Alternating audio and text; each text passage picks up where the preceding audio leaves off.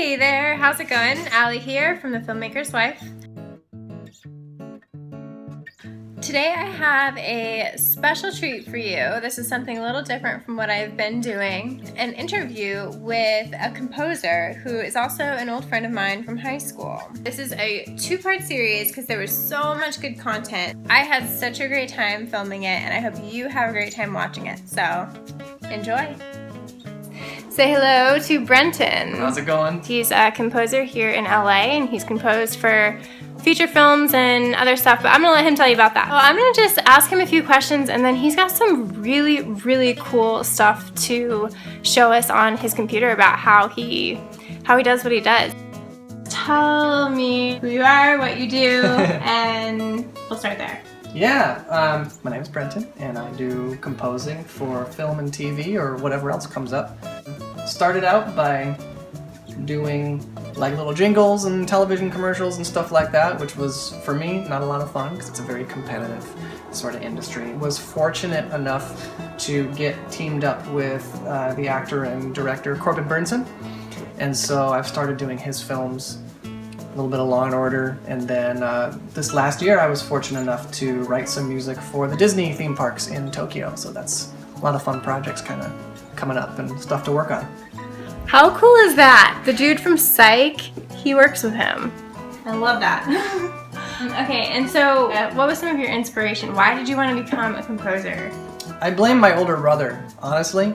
We're separated by 10 years, and so growing up, of course, he was the big older kid, and I wanted to do everything that he did, only from a smaller child's perspective, you always kind of over-exaggerate it, and one of the things that he used to do all the time was listen to movie soundtracks. And so I wanted to listen to movie soundtracks better than him. So I only listened to movie soundtracks, and then it just kind of turned into, now this is what I want to do. I started playing piano when I was 4, and so listening to the soundtracks and then coupling that with me already playing piano just kind of naturally turned into, yeah, this is what I'm going to do. So what was one of the worst moments in this pursuit of this career as a composer? College.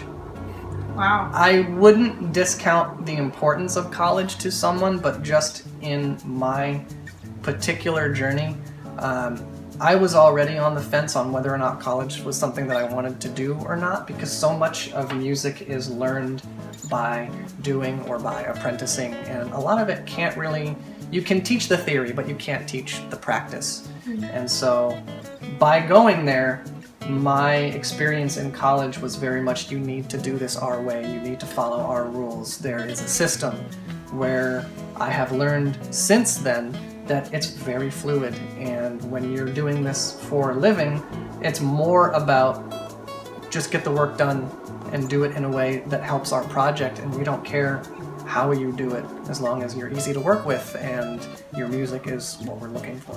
What is one of the coolest highlights that you have in your career as a composer? By far, it's been Disney so far, because my end goal for where I'd love to end up as a composer is writing for either Disney or Pixar, because those films touch so many people and absolutely transform lives and childhoods as it did mine. And so I had an opportunity this year to write some parade music for Disneyland Tokyo, and being able to work with those people and having the live players who are responsible for playing stuff like Little Mermaid and Beauty and the Beast and all that play my music was overwhelming. So that's definitely been the highlight so far. I can't wait to do more work with them. So tell me a little bit about, I know you have a cool story of how you got started, so I want people to hear that. Tell us that story. Yeah, there's no front door anymore into the industry, and so everyone kind of has this weird sort of roundabout tale. And so mine starts right after college, where I didn't know how to start getting my foot in the door and what to do. And so I started applying to a bunch of online contests, and one of them was this thing called the P. Carpenter Fellowship. And I happened to be lucky enough and fortunate to win, and I was the last person to win before they shut this contest down. And I was able to travel from Connecticut, where I grew up, to LA and work on Law & Order for a little while under Mike Post, who was an amazing instructor and a mentor. And he introduced me to a lot of folks who had also won this contest, who then became huge composers, like Chris Beck, the guy who most recently scored the Frozen film from Disney. He was a past winner of this contest. And so I got to connect with all of these people, went back to Connecticut, and then said, yeah, I need to be out here doing this because this is where the people are. So I moved out, and of course I had the naive vision of, yeah, I'm just going to come to California because I already know all these people, they're going to get me a job and it's going to be great. And it totally wasn't that, where it turned out that, you know, just like anyone else, you had to be the struggling artist and trying to find a place to live. So my plan B was Apple as like a part-time job, just to pay the bills and have food to eat and that sort of thing. I taught all of the music software, so Logic. And so having that knowledge of how to use the program not only helped me train folks at Apple, but it also gave me skills to help do what I do outside in the composing world. And so having those two things kind of coupled together really helped. And then it was just all of a sudden where I got a call one day from Mike Post's assistant saying that there was this guy, Corbin Burnson, who makes all these films. Mike Post can't do them anymore because he was getting ready to retire, and could I do it?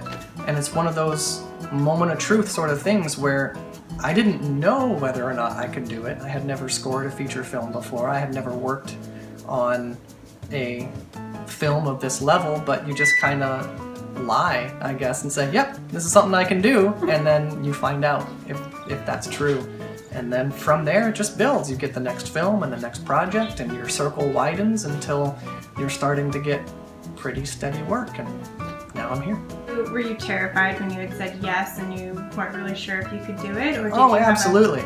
Yeah. It's, I'm not an actor, but I had to act in that moment where they say, hey, here's the budget, here's the time frame, here's what we want, this is where it's going, can you do it? And then inside my head, I'm just like, I don't know. No one has trained me how to do this. I don't have experience as an assistant, but you just kind of pretend that you're super confident and just say, yeah, that sounds good. I can work under those conditions. Did you ever have a moment in the midst of actually working on this project where you're like, what did I get myself into? I don't Absolutely. think I can do this. This was my very first feature film with Corbin, was a Christmas movie called 3-Day Test. And on average, a composer will have maybe 8 to 12 weeks to do their job. And on this film, I had 5. So not only was it my first film ever, but it was under a compressed time frame. And so the amount of music that I had to write per day, not to mention the fact that I was still working at Apple, and it was the back-to-school season, so I was working a near full-time shift, plus writing this movie at night in the wee hours of the morning. So you basically do get into one of those circumstances where you're like, how do I get this done? I can't call somebody because I don't have a network of people yet. So you just gotta put your head down and get it done. And luckily it worked out in my favor.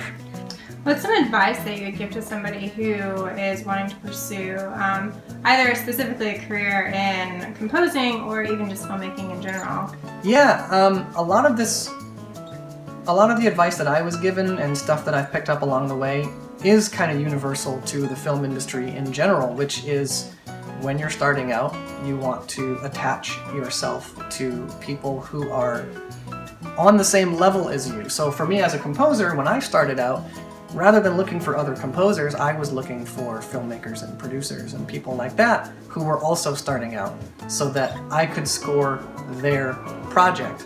Not only does that give me a lot of good experience, but in the same time, if that director or filmmaker does become someone who gets noticed, we already have a working relationship, so we kind of carry ourselves together. That's one of the big ones. The other one is just experience. So whether you can apprentice or be an assistant, even if you're just the guy getting coffee, you're around it. And so you pick things up.